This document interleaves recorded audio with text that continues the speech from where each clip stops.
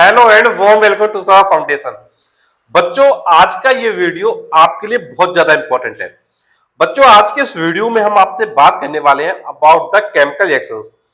बेटा, कई बार हम लोग केमिकल रिएक्शन को लर्न करते हैं, बट केमिकल रिएक्शन हमको क्या याद नहीं होती है। तो जब केमिकल रिएक्शन याद नहीं होती है तो उनको कैसे प्रैक्टिस करें कि वो केमिकल रिएक्शन क्या है हमको याद हो जाए। तो वन बाय वन सारे पॉइंट को देखेंगे और सारे पॉइंट को डिस्कस करेंगे। चलिए स्टार्ट करते हैं। तो बेटा देखो, सबसे पहले क्या करना होता है, जैसे बेटा तुमने क्या किया, बुक से किसी केमिकल रिएक्शन को पढ़ा, तो पहला स्टेप आपको क्या करना है, उस केमिकल रिएक्शन को आपको लर्न करना है। आपको लर्न ये करना है कि जो रिएक्टेंट्स थे लेफ्ट साइड में वो क्या थे और राइट साइड में प्रोडक्ट क्या बनने वाला है। मतलब आपको करना क्या है, आपको लेफ्ट साइड के जो रिएक्टेंट्स हैं उनको लर्न कर लेना है और राइट साइड के जो प्रोडक्ट्स हैं उसको लर्न कर लेना है। अगर बेटा आपको रिएक्टेंट्स और प्रोडक्ट्स लर्न होंगे तो फिर आप रिएक्शन को इजीली राइट कर पाओगे। अब बात आती है कैसे राइट कर पाओगे। तो जैसे फॉर एग्जांपल तुमने लर्न कर लिया रिएक्टेंट क्या था और प्रोडक्ट क्या था, तो आपको क्या करना है, जो रिएक्टेंट थे उनका तुमको क्या है, फॉर्मूला लिखना है। जैसे मान लो आपके दो रिएक्टेंट थे, तो आपने दो रिएक्टेंट का जो फॉर्मूला था, मॉलिक्यूलर फॉर्मूला, वो लिखा, प्लस का साइन लगाया, फिर एरो का साइन लगाया, फिर आपने प्रोडक्ट के जो फॉर्मूले थे वो लिखा। तो आपको ये पता है भाई रिएक्टेंट क्या क्या था और प्रोडक्ट क्या क्या था। अब इसके बाद आपका सिर्फ एक ही चीज बची हुई है, वो बचा है सिर्फ बैलेंस करना। अब यहां पे बात आती है कि भाई बैलेंस कैसे करना है। तो बेटा बैलेंस करने के लिए आपको देखना है लेफ्ट साइड में कितने एलिमेंट हैं और राइट साइड में कितने एलिमेंट हैं, और उनको बैलेंस करने के लिए आपको काउंटिंग की हेल्प लेनी होगी। आप काउंटिंग का हेल्प लीजिए, लेफ्ट के एलिमेंट को काउंट कीजिए, राइट के एलिमेंट को काउंट करिए, और जहां पर कम पड़ रहा है उसके अकॉर्डिंग उसको क्या बैलेंस करें। आप 2 का मल्टीप्लाई कर सकते हैं, आप 3 का मल्टीप्लाई कर सकते हैं, वो मतलब अपने नीड के अकॉर्डिंग आपको बैलेंस करना है। और जब आपकी रिएक्शन बैलेंस हो जाती है लेफ्ट में और राइट में, फिर आप कंसीडर कर सकते हो कि आपकी जो कंप्लीट रिएक्शन है वो बैलेंस हो गई है। तो कंप्लीट रिएक्शन बैलेंस तब मानी जाएगी जब आपने प्रॉपर्ली लेफ्ट और राइट की जो काउंटिंग है एलिमेंट्स की और कितने नंबर ऑफ मॉलिक्यूल्स हैं, जब ये कर लिया होगा तब आपकी जो काउंटिंग है वो क्या बेस्ट हो जाएगी। तो इस तरीके से आपको केमिकल रिएक्शन करना है। अब बेटा लेकिन एक समस्या ये हो जाती है केमिकल रिएक्शन के बाद कि हमने जब पढ़ा हुआ था तब तो वो केमिकल रिएक्शन हमको आ गई, लेकिन जब हम एग्जाम में बैठे हुए हैं तो कई बार वो रिएक्शन हमारे माइंड से क्या है, जाने लगती है। अगर वो रिएक्शन हमारे माइंड से स्किप हो रही है तो उसके लिए क्या है कि आपको लिखकर प्रैक्टिस करनी पड़ेगी। आप क्या करो, आपकी जितने भी चैप्टर्स हैं, आप क्या करो, अपने आईसीएसई बोर्ड के सारे केमिस्ट्री के चैप्टर को लर्न कर लो। सबसे पहले तो उनकी रिएक्शन लर्न करने के बाद उसको लिखकर देखो। जब आप उसको लिखकर देखोगे तो आपको यह समझ में आएगा कि आपने क्या गलत किया। आपने रिएक्टेंट लिखने में गड़बड़ी की, या आपने प्रोडक्ट लिखने में गड़बड़ी की, या फिर आपने बैलेंसिंग करने में क्या गड़बड़ी की। तो आपको एटलीस्ट ये पता चल पाएगा कि आपकी मिस्टेक क्या थी, आपकी ड्रॉबैक क्या थी, और उसी ड्रॉबैक के लिए आपको काम करना है।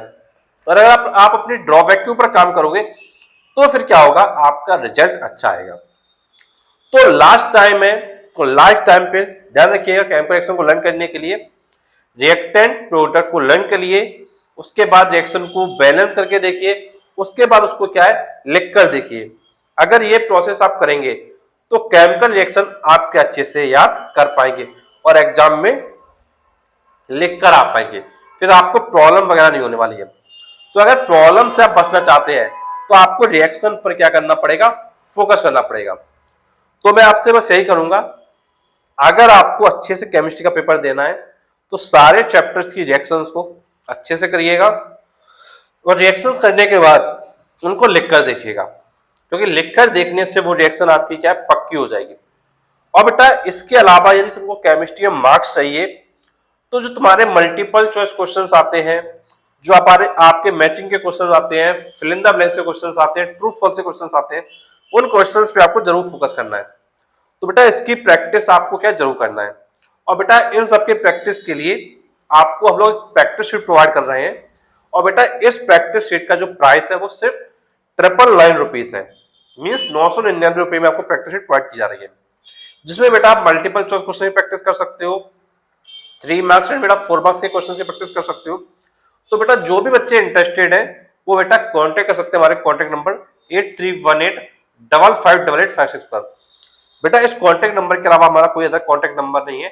एक बार मैं फिर से कांटेक्ट नंबर बता देता हूँ। बेटा हमारा कांटेक्ट नंबर है 8318558856। तो बेटा इस कांटेक्ट नंबर कांटेक्ट करके आप क्या कर सकते हैं, प्रैक्टिस ले सकते हैं। और बेटा ये प्रैक्टिस शीट आपको चैप्टर वाइज मिलने वाली है, तो आप चैप्टर वाइज सारे चैप्टर्स अच्छे से कर पाएंगे।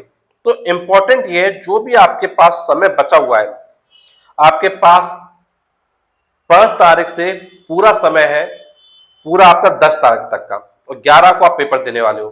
तो बेटा आप इस समय को क्या यूटिलाइज कर सकते हो। और बेटा 6-7 दिन का समय बहुत लंबा समय होता है, और जो भी बच्चा 6-7 दिन के लिए अच्छे से मैथ करेगा उसका केमिस्ट्री में स्कोर बहुत ही जबरदस्त आएगा। और बेटा ये सिर्फ आपके 6-7 दिन की जो मेहनत है वो आपको 80 आउट ऑफ 80 प्रोवाइड कर सकती है। तो इंपॉर्टेंट ये है कि आप अच्छे से तैयारी करें, क्योंकि यदि आप अच्छे से तैयारी कर लेंगे लास्ट टाइम पे तो आपका रिजल्ट कुछ ही दिन की मेहनत में क्या अच्छा आ जाएगा। और बेटा जो भी बच्चे फ्री क्लासेस वगैरह देखना चाहते हो तो बेटा वो क्या कर सकते हैं, प्लेलिस्ट में जा सकते हैं। बेटा केमिस्ट्री की प्लेलिस्ट है जिसमें आपको केमिस्ट्री के जो लेक्चर्स हैं वन शॉट के फॉर्म में वो क्या मिल जाएंगे। तो बच्चे केमिस्ट्री के लेक्चर को देख के अच्छे से तैयारी भी कर सकते हैं। तो बेटा मैं तुमसे बस यही कहूंगा, अपने सारे चैप्टर्स पर अच्छे से फोकस करो। मैं बस बेटा आपसे यही कहूंगा कि आप अपने केमिस्ट्री के पेपर पे अच्छे से फोकस करो। और बेटा केमिस्ट्री के पेपर में अगर आप चैप्टर वाइज सारी चीजों को करेंगे तो डेफिनेटली मार्क्स ऑटोमेटिक आ जाएंगे। और बेटा एक चीज मैं तुमसे बस यही कहना चाहूंगा, टेंशन मत लो। अगर किसी बच्चे की तैयारी अच्छी नहीं है या जिसने अच्छे से पढ़ा हुआ था वो लास्ट टाइम पे नर्वस हो रहा है, तो बेटा नर्वस होने की जरूरत नहीं है। तो बेटा नर्वसनेस क्या करती है, आपको थोड़ा क्या परेशान कर देती है, और जहां आप क्या प्रैक्टिस नहीं कर पाते हैं। तो इंपॉर्टेंट ये है कि आप प्रैक्टिस करें, सोचे कम काम ज्यादा करें। यदि आप सिर्फ सोचते रहेंगे कि भाई पेपर कहीं टफ ना आ जाए, पेपर में मैं कर पाऊंगा कि नहीं कर पाऊंगा, कहीं ऐसा ना हो कि मेरे पढ़े हुए क्वेश्चंस जो मैंने नहीं पढ़े थे वही क्वेश्चंस आ जाए, अगर आप ऐसा नेगेटिव सोचेंगे तो फिर कहीं ना कहीं आप आता हुआ पेपर क्या गड़बड़ कर देंगे।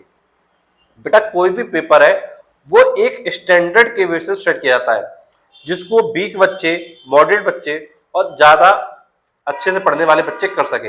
अगर आप सिर्फ ये सोचते रहोगे कि पेपर कहीं बहुत टफ ना जाए तो कहीं ना कहीं आप एक नेगेटिव चीज को सोच रहे हैं। मैं बस यही कहूंगा, आप अपनी तैयारी पर कॉन्सेंट्रेट करिए और रिएक्शंस को अच्छे से करिए, अपने प्रैक्टिस को अच्छे से करिए। अगर आप ये सारी चीजें करोगे फिर डेफिनेटली आपके जो मार्क्स हैं वो बहुत अच्छे आएंगे। आई होप बेटा आपके लिए वीडियो काफी हेल्पफुल रहा होगा। अगर बेटा वीडियो अच्छा लगा है तो प्लीज वीडियो को लाइक करें, चैनल को सब्सक्राइब करें, क्योंकि आपके लिए हम और भी ऐसे वीडियो लाते रहेंगे। Thank you for watching this video.